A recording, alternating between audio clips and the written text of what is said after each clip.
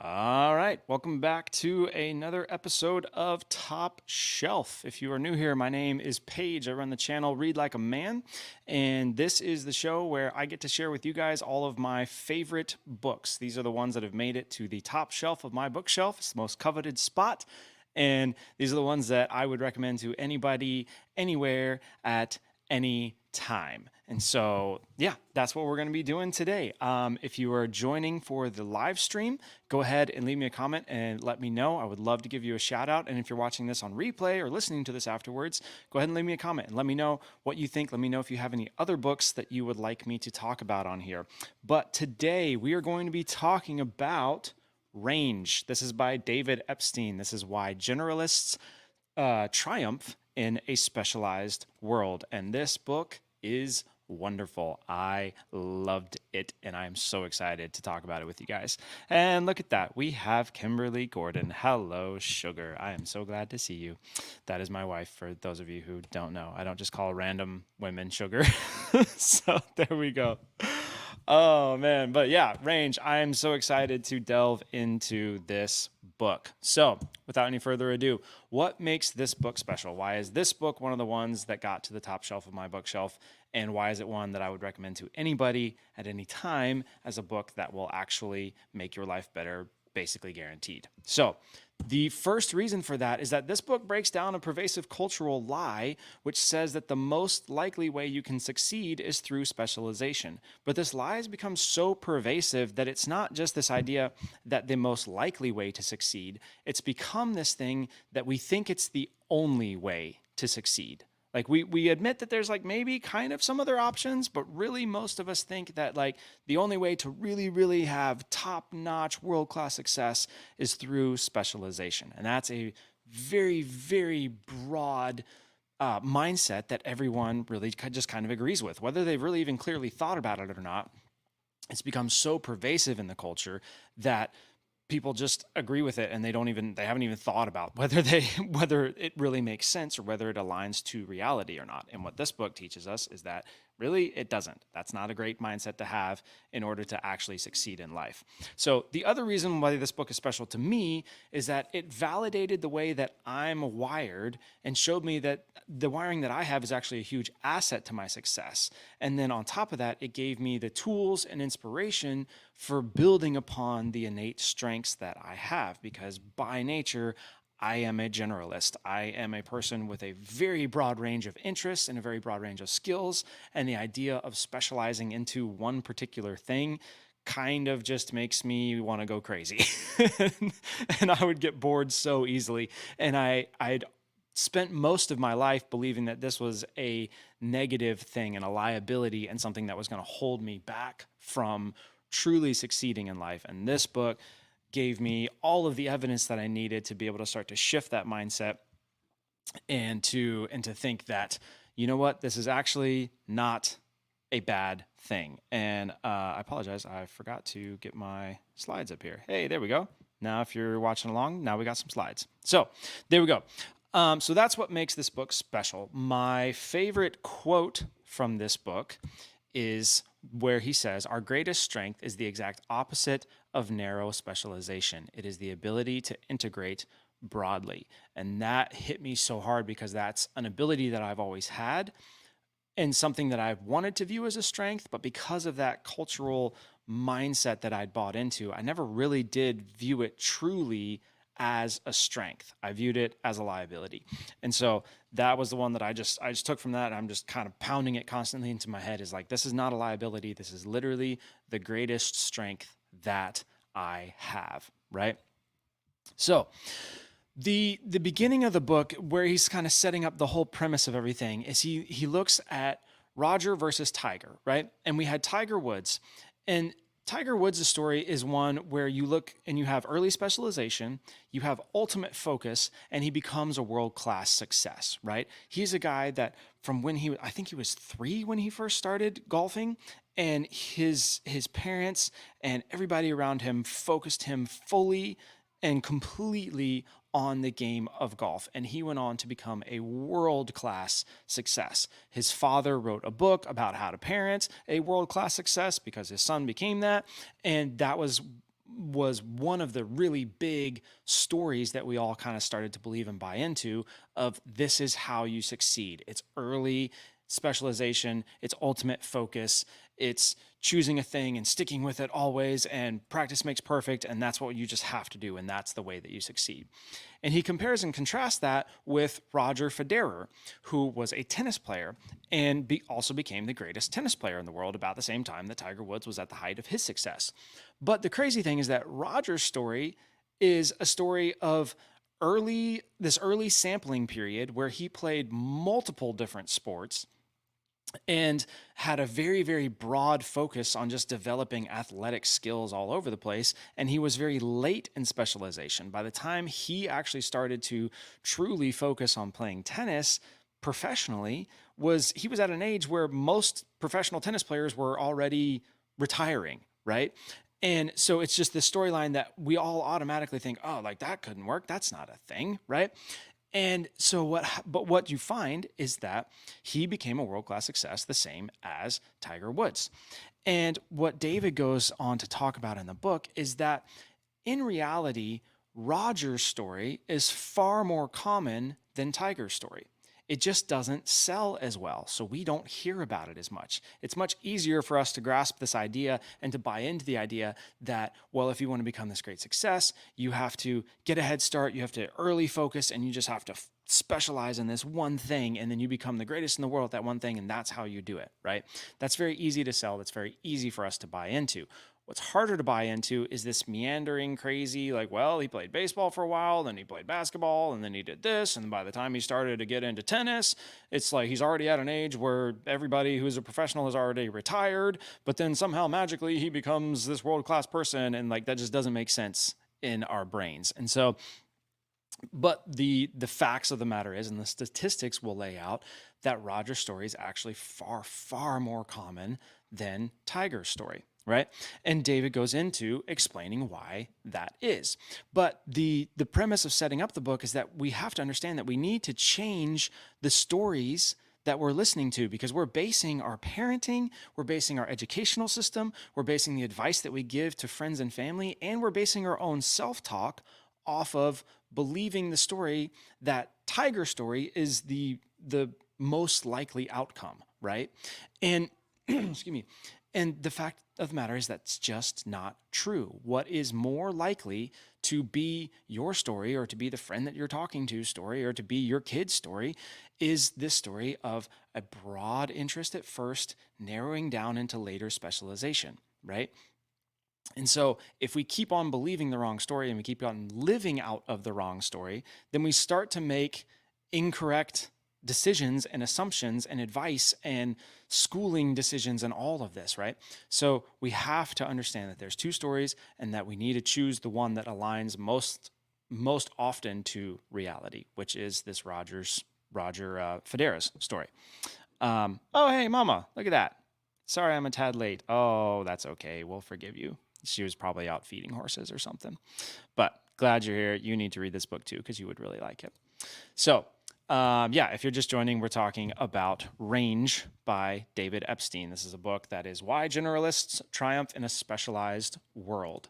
So the main reason for this comes down to environment. And there's two types of environment that David talks about. The first is what he terms a kind environment. This is an environment where rules are clearly defined, patterns tend to repeat, feedback is accurate and rapid, right? So if you have an environment like this, which is the two examples that he focuses on a lot in the book is chess and golf, right? These are what we call kind learning environments. And they're environments where practice at the thing tends to make you better at it very quickly. And the more you practice, the better you get at this thing, because the rules always stay the same and they're very clear, and because patterns tend to repeat, and because your feedback, if you do something wrong or you do something right, you get feedback immediately, and it's very obvious, and you know how to move on from there, right? The second kind of environment, though, is what he calls a wicked environment. And in wicked environments, the rules are very unclear or not specified at all, right? There's few patterns that end up repeating. Feedback is often delayed, and inaccurate, or both, or delayed, inaccurate, or both, right?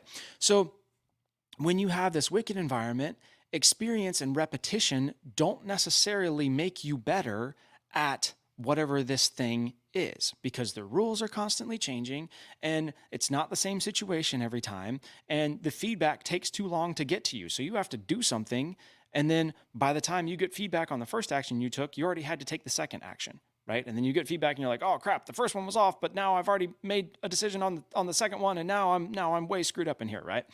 And so when we have wicked environments, repetition does not necessarily make us better. And in the most wicked environments, experience actually becomes a liability instead of an asset, because we get stuck in this idea that, oh, I've been here before and I know how this works. When the reality is the rules are changing all the time. It's not a game of chess where the rules stay all the time.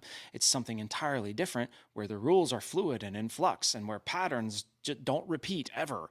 And so our experience becomes something that blinds us to the truth of what's in front of us in this environment, because it's different than what we've experienced before, right?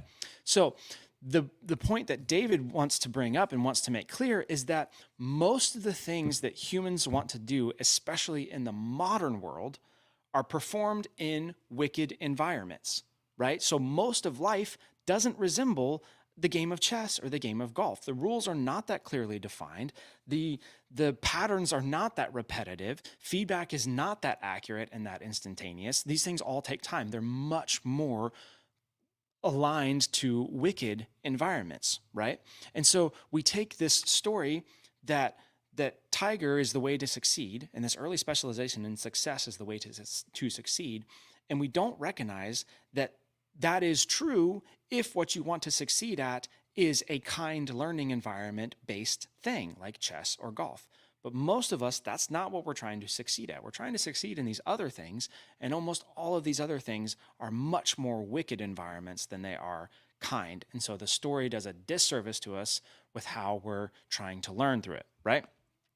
So when we look at how this affects schooling, and what schooling looks like in the modern era, what we find is that modern school does not develop or emphasize the ability to think critically, which is a foundational component to success in a wicked environment. So we've established that most of the modern world is this wicked environment, but then when we look at how school is preparing us to live in this environment, the number one thing that's critical to managing a wicked environment is an ability to think critically about things and to not just go to the default of whatever it is that you already know or already assume. You have to be able to look at the information with fresh eyes, assimilate it from different viewpoints, and then make a decision from there. And that is one of the biggest things that's lacking in modern school. And we're not being prepared for a world that is already far more wicked than what it used to be in these learning environment senses, but then also just becoming more and more so as things become interconnected, right?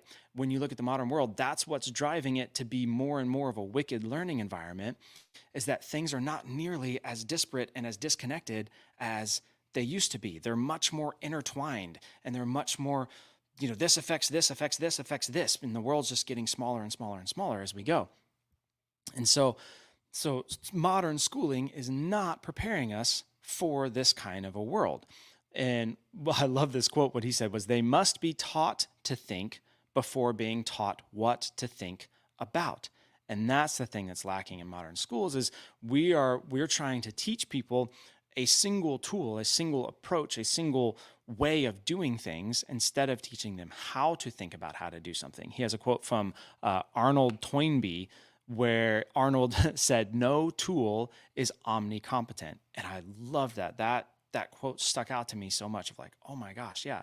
No tool, no system, no way of doing things that you learn and that you know is omnicompetent. You have to be able to look at the full range of tools and things that are available to you, and then choose the appropriate ones based on the situation that's happening in front of you. But when we've been taught to just grab this, it's like that old saying of, if all you have is a hammer, everything looks like a nail, right?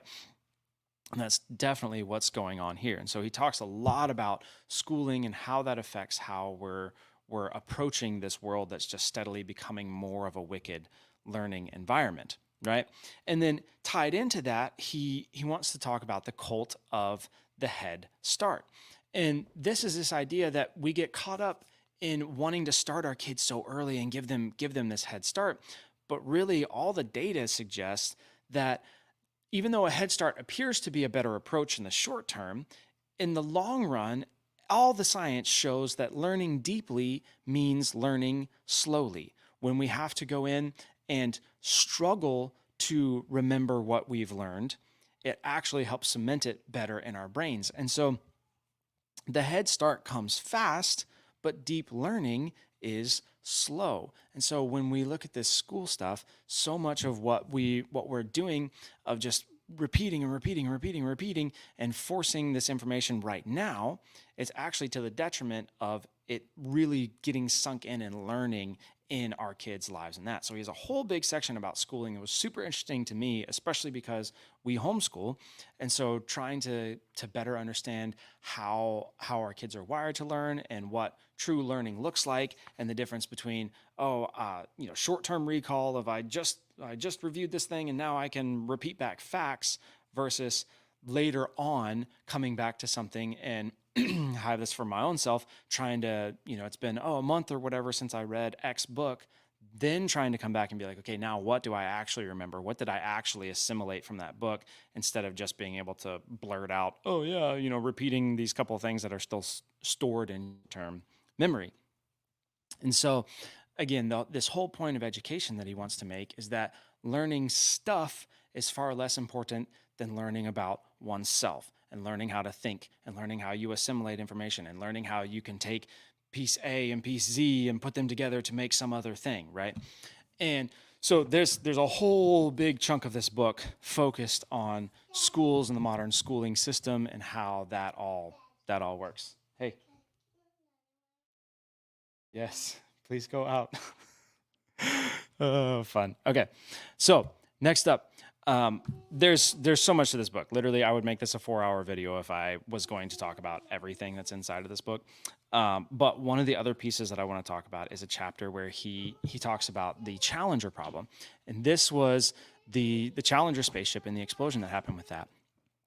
And he uses this to give the example that some situations are just truly and completely wicked, right? And so when you look at the data and everything that happened with that accident, it was a truly ambiguous situation. It was rife with uncertainty. It was outside of previous experience. And the demand that NASA gave for more data to back up the position that some of the engineers had of like this kind of gut feeling of like, I don't really know if this is right.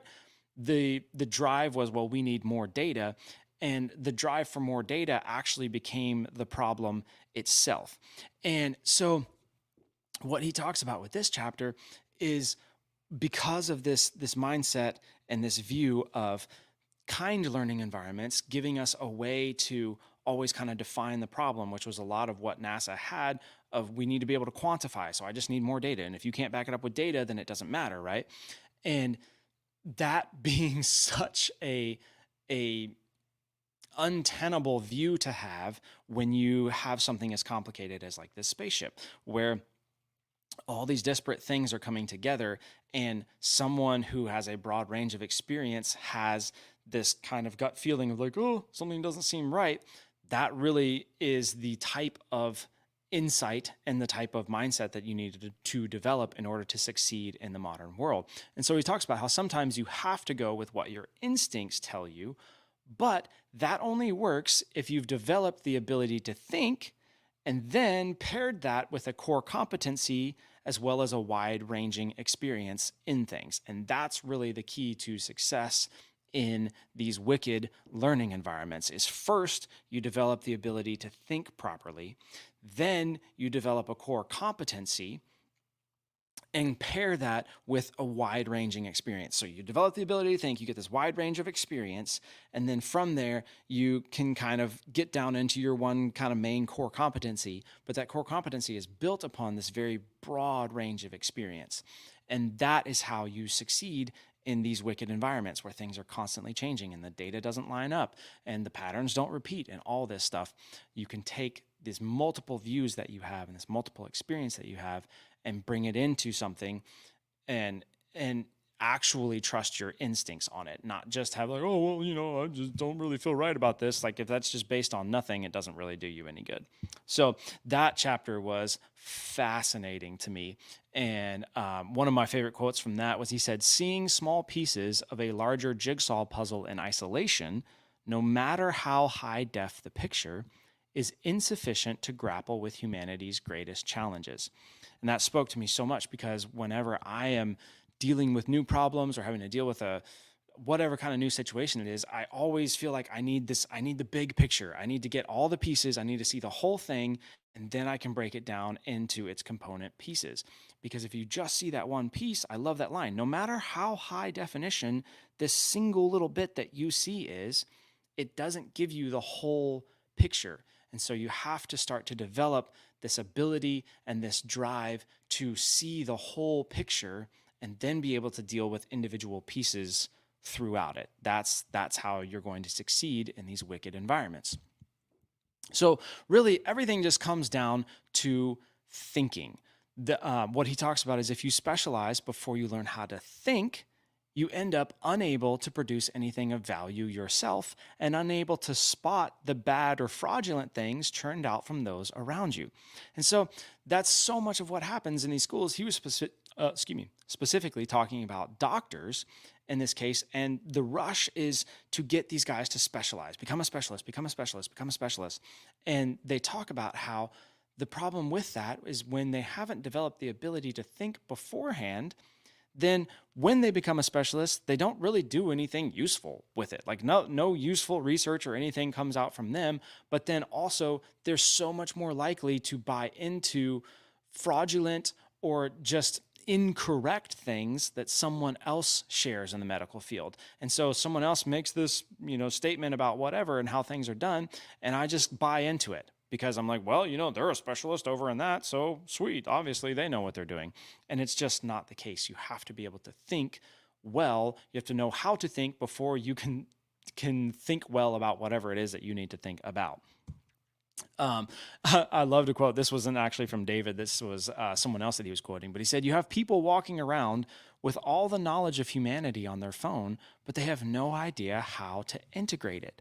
We don't train people in thinking or reasoning. And it's so true. And that, again, when you're in a kind environment, you don't have to think that much, because the rules don't change. The patterns all repeat. The feedback is immediate. And so you can get away with not having to think critically about each situation that's put in front of you, because it's not really going to be any different than it was in the past.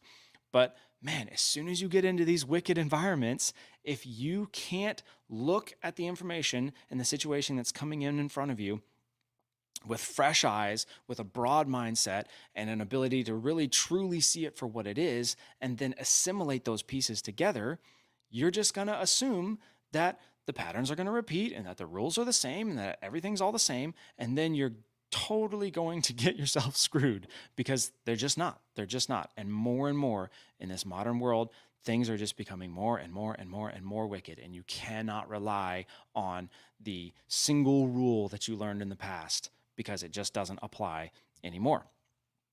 So, my takeaway from this book, overall, my favorite, I said my favorite quote was the one at the beginning, but this is one of my other favorite quotes. He talks early in the book about one sentence of advice, and in the end of the book, he said, about that one sentence of advice, don't feel behind. And I loved that, because I don't think I realized until seeing that and hearing that like I've felt behind in my whole life. I'm like, oh, like I'm kind of good at this, I'm kind of good at that. Maybe I know a little bit about this, blah, blah, blah, blah. And I feel like I'm not caught up, and I'm not doing good enough, and I'm not where I should be, and whatever. And he shares so many amazing stories in this book about all these different people. Van Gogh is one that comes to the top of mind. His story was absolutely crazy. The stuff that guy did before becoming who he was as a painter, just crazy. This like abject failure that this guy was, and all the things that he tried, and all this experience that he had, but all of it leading up to his ability to be the painter that he was. And so it just gave me so much freedom as this jack of all trades, as this generalist that I've been my whole life, to just be like, okay, like it's okay. I don't have to be so worried about it. I don't have to be so stressed out.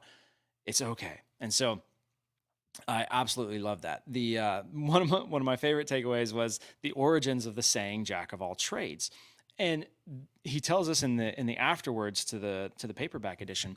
But when you understand the story of the origin of this saying that we use to denigrate jack of all trades, you understand that it completely changes the meaning of the saying, right? So this saying came about back in the day in reference to a guy who was in the playhouses, and he knew script writing, and he knew how to do all the backstage stuff, and he knew how to act, and he knew how to direct and all this stuff. And he was literally able to do everything and anything. And people started calling him the jack of all trades. And from that, they had this saying that was the jack of all trades, master of none. The jack of all trades is a master of none, right? And in the modern world, we've just cut it off there. And so we use it to denigrate people who are generalists, right? But the actual full saying from when it was originally coined was the jack of all trades is a master of none, but oftentimes better than a master of one, right? Complete reversal of how we actually use this phrase and this saying. And when I read that for the first time, it clicked so much in my head because that's been my experience throughout life in so many different times. Is I'll come into a situation and someone will be looking, especially in like the IT world, someone will be looking at this problem, and they are just way better at whatever X thing it is than I am, but they can't figure out what the problem is. So I'll come in and look at it with them. And because I have this broad range of knowledge that has been built up on this foundation, when I come in and look at it, something clicks in my head to go, oh, well, that's actually related to this thing, which they have no idea about because they've specialized. And even though I'm not as good at X as they are, I'm able to come in and say, oh, you know what? This isn't even a problem with X. This is a problem with Y. And because I know about that, I can actually go over to Y. And even if I need to go to another specialist over there, I can help them figure out what the problem is and resolve it. And so it blew me away that that's the original saying. Jack of all trades is a master of none, but oftentimes better than a master of one. And so if that's been you, if you're the kind of person that's just been a generalist your whole life and felt bad about it, this book is required reading. But even if you aren't, the way that he brings or sheds light on the cultural kind of lie that we've all been believing, I think makes this something well worth anybody reading. Because again, of that advice that we give friends and the way we talk to ourselves and the way our school system is, right? There's some changes that we really need to make in order to better align with the truth of how people actually succeed, right? He finished the book with a quote from Peter Drucker, which I just thought was so appropriate for this modern world. And Peter said, "Success in the knowledge economy comes to those who know themselves, their strengths, their values, and how they perform best." And that just was just so true to me. And that's really the takeaway of everything is, in this wicked environment, which is what our new world is, it has just become this incredibly wicked learning environment where things don't repeat, patterns don't repeat, the rules are unclear, everything's changing all the time. Success is going to come to those people who know themselves well and who dig into their innate strengths well. And so if your strength is being a generalist, dig into it. Read this book. Continue to develop this broad range of insight and understanding, because it's only going to serve you and it's only going to help you succeed even more as you go on throughout life. So yeah, that's range. I loved this book. Mom says, generally, I'm happy being general. Nice. Oh man. But yeah, so there you go. Let me know if you guys have read this book. If you liked it, let me know if you're planning on reading it. Again, it's one of the ones that I would just recommend to anybody. I think it is absolutely essential reading for our time. And beyond that, it's just written really well. It's fairly thick. I mean, it's 300 pages or whatever. It's not too bad. But it is just amazingly interesting. And it's written very much in kind of story form. And it's not hard. It's not getting bogged down in all the sciencey stuff and whatever. It's very, very engaging and easy to read. So yeah, highly recommend that one, Range by David Epstein. So yeah, thank you to everybody who showed up for the live stream. And if you're watching this on replay, give me a little replay fam comment. If you guys like these videos, make sure you subscribe. I generally try to do live streams every Friday and put out 1 or 2 other videos during the week. I'm always talking about books. I'm always reading books. If you have books you want me to read or you think I should read, leave me a comment and let me know. I would love to hear more of them. So anyways, I hope you guys are having a great day, and I'll talk to you in the next one.